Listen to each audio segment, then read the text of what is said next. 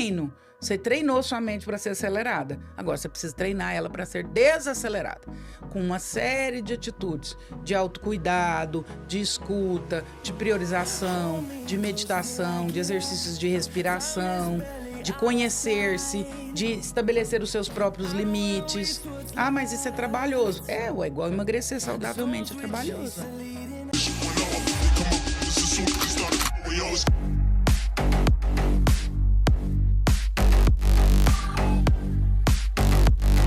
Mas eu queria saber qual que é a definição para ansiedade. Ansiedade é um transtorno, né? O transtorno, segundo o DSM, é tudo aquilo que traz inviabilidade existencial. Então, a primeira coisa que é muito importante falar sobre a ansiedade. Nós nos acostumamos a viver ansiosos como se o estar ansioso fosse um estado comum. Não é. É um estado patológico. Hoje se fala tanto sobre a ansiedade, só que não se dá o peso da ansiedade que se dá para a depressão. Ansiedade foi a palavra mais pesquisada do ano de 2024 nos mecanismos de busca. Mais que a palavra felicidade, mais que palavras como viagem, trabalho, foi a palavra mais pesquisada no mecanismo de busca. E as pessoas tratam a ansiedade como se fosse uma situação corriqueira do mundo que nós estamos vivendo. Então já se diz, meu filho é muito ansioso, ele puxou o pai dele. Fulano é muito agitado, tem TDAH, tem ansiedade, como se essa fosse uma condição normal e natural. Não são. São condições patológicas tanto quanto a depressão. Então são doenças que geram inviabilidade existencial. O que é a ansiedade? Trazendo aqui uma perspectiva da neurociências e também da psicanálise. Nós temos no nosso funcionamento 2 sistemas, você é da área de saúde, o simpático e o parasimpático. Nós nascemos com 2 códigos dentro de nós, como se fossem 2 chips. O parasimpático vai te dizer, estando tudo bem, funcione aqui, nesse chip. Existindo alguma urgência ou emergência, funcione nesse chip, que é o simpático. Aqui não é o melhor lugar de existir. Aqui é a janela do avião. Havendo uma emergência, quebra essa janela. É a melhor condição quando a gente está dentro de um avião? Não, de jeito nenhum. É o extra. É a condição de urgência e emergência, mas a condição natural é o avião decolar e as coisas acontecerem. O nosso sistema parasimpático deveria ser o nosso lugar de habitação. O nosso simpático só durante uma urgência ou emergência. Capotou o carro, seu filho está passando por um perigo, seu filho bateu a cabeça e se cortou, está numa situação de assalto, uma situação de trânsito, o seu simpático ativo. Você tem uma descarga enorme de cortisol, você tem uma vasodilatação, você tem baixa oxigenação cerebral, você tem muita oxigenação nos membros superiores e inferiores. Então eu estou falando que o meu cérebro está dizendo para o meu corpo, existe uma urgência e você precisa estar em alerta. Esse é o estado de ansiedade. É um estado onde o meu corpo está dizendo, está acontecendo uma urgência e você precisa ficar em alerta. Só que você imagina o desgaste que isso gera, porque eu estou trabalhando no modo alerta. Então é como se o meu carro estivesse funcionando não na melhor performance dele, mas na performance de urgência e emergência. Dito isso, simpático e parasimpático, estar no simpático o tempo todo é patológico. Esse sistema ele foi criado, ou nós nascemos com ele, para que ele nos salvasse em situações de urgência e emergência. Mas o natural é estar no parasimpático. Ansiedade é eu estar em estado de urgência e emergência o tempo todo. Como se uma desgraça estivesse iminente para acontecer. Como se alguma coisa fosse dar errado. Dentro de mim eu estou com uma sensação que alguma coisa vai dar errado. Eu estou agitado demais e eu não sei o porquê. Eu estou correndo demais e eu não sei porquê. Eu tenho dores musculares o tempo todo, mesmo sem ter feito exercício físico. O meu sono está alterado. Eu tenho transtornos alimentares, ou para mais ou para menos, anorexia, bulimia. Então, olha o conjunto de coisas que acontece quando eu estou no simpático o tempo todo. Este é um estado patológico de existir. Por que valoriza-se muito a depressão como doença e olha para a depressão com outra perspectiva? Porque a depressão inviabiliza a pessoa. Então, um funcionário em depressão, ele vai estar de atestado, ele vai ser afastado, ele fica prostrado. Um funcionário ansioso trabalha muito mais. Porque o ansioso entrega. Ele é acelerado, ele entrega. Então, não se trata a ansiedade como se ela fosse uma patologia, e muito menos uma patologia grave, mas ela é tão grave quanto a depressão. E ela precisa ser olhada nessa perspectiva. Ela não é uma característica de personalidade, ela é uma doença. E as pessoas precisam olhar para ela como sendo uma doença. Então, o resumo, né, da ópera da ansiedade é isso tudo que eu falei. E ela, então, ela não é, indo nessa linha, ela não é negligenciada, ela é abafada. Porque como se eu acho a sociedade faz isso de uma maneira geral ou não enxerga da maneira que tem que enxergar. Porque assim, como o que eu quero dizer é o seguinte, eles abafam isso porque eles querem uma pessoa ansiosa trabalhando, produtiva, e aí para o geral é bom não caracterizar como ansioso e enquadrar ele como um doente? Com toda certeza. E o ansioso, ele é extremamente rentável. Ele é rentável para a empresa, porque ele trabalha, ele entrega muito, quem fica com prejuízo é só ele. O depressivo, não. O depressivo, ele gera um prejuízo geral. Para a empresa, para a família, no melhor sentido dessa palavra, prejuízo. Não é que ele queira, mas é uma doença que está ali, que está visível, que está inviabilizante. O ansioso, o prejuízo é só dele. A depressão mata o corpo, a ansiedade mata o sonho. Mata a qualidade de vida, mata seu momento de descanso com a sua família. O depressivo, não, ele tá lá deitado. Você sabe que ele tá doente. O ansioso, não. Você tá aqui com a sua esposa, você tá com seus filhos, mas você tá na praia com taquicardia, com a sensação de que alguma coisa vai acontecer. Você tá com pensamento agitado, síndrome do pensamento acelerado. Você deveria estar curtindo com a sua esposa num restaurante tomando um vinho, mas sua cabeça tá lá, não sei na onde. Você tá pensando nos resultados de amanhã. Aí você vai chegar à noite, em vez de você dormir, você não vai dormir. Olha como o ansioso paga um preço altíssimo e é só ele que paga. E outra grande questão, a ansiedade ela gera milhões de royalties e valores. Hoje, se você for pegar o levantamento da sociedade que trabalha com farmacologia, ou as associações de farmácias, enfim, os ansiolíticos e os antidepressivos, mas em especial os ansiolíticos, são os remédios mais vendidos e procurados na farmácia. Então, se a gente resolve o problema da depressão, nós temos um problema grande para a indústria farmacêutica.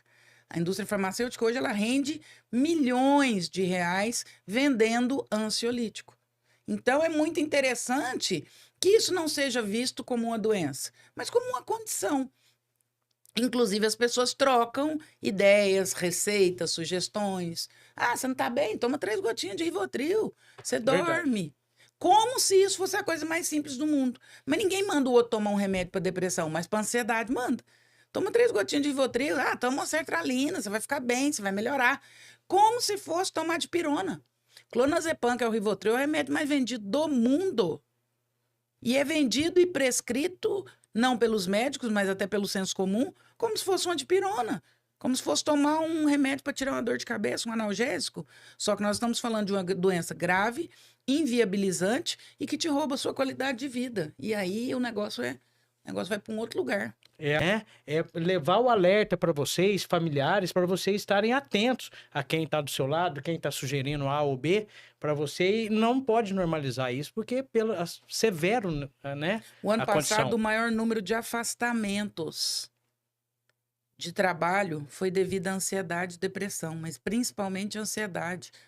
Mais de 30 milhões de pessoas afastadas por ansiedade. É um número muito grande. Hoje, se você pega o DSM, o capítulo de ansiedade, você vai ter várias doenças relacionadas à ansiedade. Transtorno de déficit de atenção, toque, questões de distúrbios alimentares. É uma série de doenças que estão relacionadas à ansiedade. Doenças psicossomáticas, a pessoa vai ter um lúpus, ela vai ter outras doenças, inúmeras doenças. E aí se glamoriza ou minimiza-se a fala sobre ansiedade, como se a ansiedade fosse uma questão natural quase já do ser humano.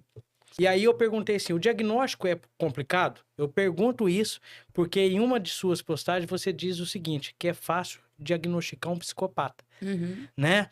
A ansiedade, o diagnóstico dela é fácil ou você investiga, tem toda uma investigação?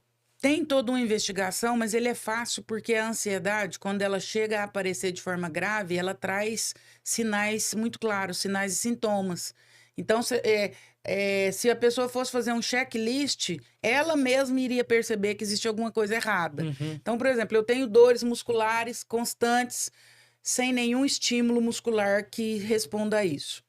Eu tenho alguma questão relacionada a algum transtorno alimentar, seja para excesso ou para baixo, anorexia, bulimia.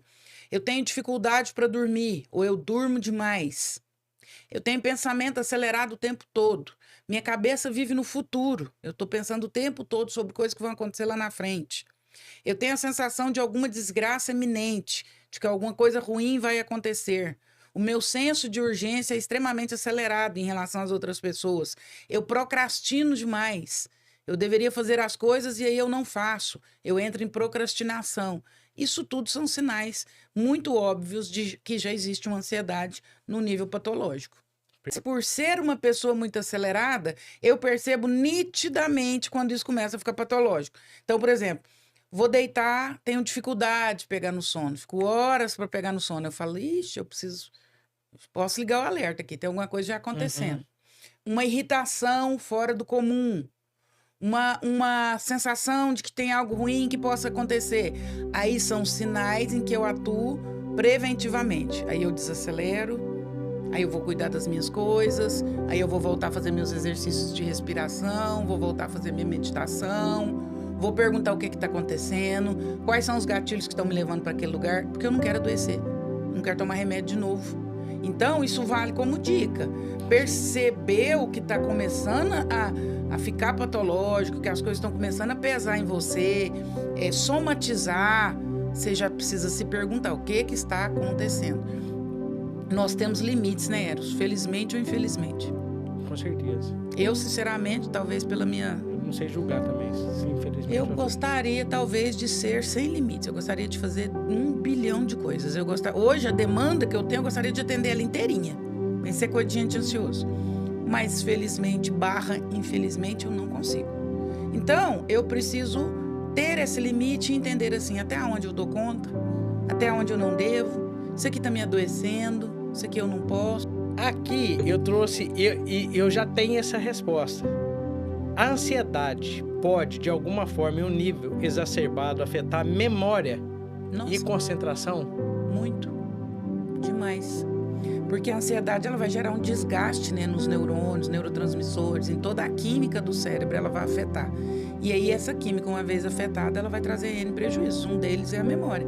Aliás, um dos grandes sinais de ansiedade é esse. Você começa a esquecer coisa demais. Básica. Você vai esquecer coisas básicas. Por que você esquece? O seu cérebro, ele está num nível de informação gigantesco. Então ele fala, eu preciso escolher informações. O que é importante manter e o que é importante eu arquivar. Então ele vai entender que memórias recentes, memórias atuais, ele pode arquivar. Já que você está enfiando informação o tempo todo. O nosso cérebro, inclusive tem um filme, né, o Cérebro de Turing, que fala sobre o início dos computadores. O computador foi inspirado no cérebro humano. Então é a mesma lógica do cérebro humano, é a lógica do computador. Quando tem excesso de input no computador, ele diminui a performance, ele diminui o processamento, porque tem input demais. Então, se você tem 20 janelas abertas, seu computador está processando mais baixo, porque tem muito input, está entrando muita coisa. O nosso cérebro funciona do mesmo jeito. Você tem 200 preocupações, você tem 200 abas abertas, tem acontecendo milhares de coisas na sua cabeça. Então, eu preciso diminuir a quantidade de processamento. E aí, aquilo que ele não considera importante, ele vai arquivando. E aí, começam os esquecimentos. Que coisa, hein? Tem que estar porque o nosso corpo, ele funciona por homeostase, né? Em tudo. Tudo é homeostase. Você fuma todo dia. O seu pulmão entende que a nicotina é importante. O seu cérebro também. Então, ele te torna dependente de nicotina. Já visto que a nicotina vem todo dia. Então, ela não pode mais ser um agressor. Agora, ela tem que ser minha amiga. Então, eu equilibro para o meu corpo acostumar com a nicotina. Eu retirei a nicotina. O meu corpo vai sofrer para entrar em homeostase de novo. Ele estava acostumado com a nicotina. Vale para o bem e vale para o mal. Aí, eu comecei a correr, meu corpo está doendo. O seu corpo está dizendo assim, não estou acostumado com esse estímulo. Eu preciso equilibrar isso daqui. Então, até eu equilibrar, vai vir algumas toxinas para o seu músculo. Essas toxinas são do processo de homeostase até a gente equilibrar. Equilibrou, agora você corre, não sente dor nenhuma mais. Então, o corpo, ele tende o tempo todo a querer equilibrar-se. Tem informação demais? Então tá bom, então tem que apagar a informação. Nós não vamos lidar com esse tanto de informação. Então, você está pondo muita informação na cabeça, então eu preciso apagar algumas. Aí ele vai apagar as lembranças. A ponto eu já me peguei, assim, quando estava grave na crise de ansiedade, 4 horas da tarde, pensar, o que eu almocei hoje? Ficar e não lembrar. Girando, procurando. Mas você tem tanta coisa na cabeça, você vai apagando, ué. É por seleção, ele tem que equilibrar, ué. Se ele não faz isso, sua cabeça estoura, pira, ué. Você fica doido, você entra em surto psicótico. Então, para equilibrar, ele está sempre buscando homeostase, vamos apagar alguma coisa. Ele vai apagando aleatório. Então, esses surtos, a gente pode dizer que é um desequilíbrio. Quando você chegou no topo, e aí bagunçou tudo, você já não consegue mais ter o controle daquilo, você entra em surto. A crise de pânico é entre aspas, né? Não é um surto psicótico, mas ela é uma exacerbação da ansiedade. O nome, pânico, exacerbou. Aí você perdeu o próprio controle, você tem taquicardia, você acha que você está infartando, você hiperventila, você tem um monte de sintomas. Olha como é a exacerbação. Você entra num surto de pânico porque você exacerbou. Seu cérebro não aguentou, não conseguiu equilibrar, não entrou em homeostase, desligou. Agora toca aí do jeito que for. Aí você tem sensações, você tem um monte de coisa. Percebe como é irrealidade? O seu cérebro fez uma ruptura com a realidade. Te sequestra mesmo, né? Te tira do... Aí o paciente chega no pronto-socorro, doutor, eu tô infartando. Não tá, não, fiz todos os exames. Mas eu tô sentindo. Eu estou sim, eu tô com falta de ar. Eu vou morrer de falta de ar, eu não tô bem, essas paredes estão fechando em cima de mim. Tudo por um excesso de estímulo, o cérebro, não deu conta de fazer essa homeostase, não deu conta de controlar, e aí ele caiu. É igual o computador, que do nada desliga o sistema e travou a tela, acabou. Não há o que fazer. Tratamento demorado, depende do nível também, né? É um treinamento, Eros. Assim como seu cérebro foi treinado para ficar acelerado, agora ele precisa treinar para ficar desacelerado. A medicação, nós não estamos aqui falando mal de medicação, em alguns casos ela é necessária, em alguns casos a ansiedade já alterou a química do seu cérebro, você precisa reorganizar essa química. Mas os médicos, os psiquiatras são unânimes em dizer, a medicação ela é de 20% a 30% do processo só. Então, mesmo quem está tomando remédio para ansiedade, se não fizer uma série de mudanças, não vai melhorar. Agora, a pergunta é, existe forma para isso? Existe. Você passou por um processo de emagrecimento. Seria muito mais fácil, talvez, você fazer uma cirurgia redutora, entre aspas. Mas aí você teve que fazer reeducação alimentar, você está tendo que fazer exercício, toda uma perspectiva, não é? Com certeza. Demorou? Anos. Vem uma construção, são anos. Demorou, mas você teve que fazer uma série de coisas, né? Você teve que tomar uma série de medidas. Funciona do mesmo jeito. Agora as pessoas querem soluções milagrosas. Elas não existem, inclusive nem em pílulas, nem em cápsula. Estou afirmando, a medicação é 30%, no máximo 30% do processo. Se você não mudar o entorno, se você não mudar os hábitos, se você não mudar o autocuidado, você vai continuar doente. Você vai continuar tomando medicação e sentindo mal. Então, se o remédio fosse solução, ele tinha que acabar com o sintoma e curar. Com certeza. Esse é o ponto. É igual dependência química. Ficou internado 6 meses, ganhou alta. Mas quando você voltar, se você não cuidar da sua segurança emocional, do seu entorno, das suas amizades, do seu comportamento, do seu novo estilo de vida, você vai voltar a usar droga de novo. Porque, gente, nada vem ao acaso. Nada vem sem esforço. E aí não é que eu falo contra a medicação, muito pelo contrário.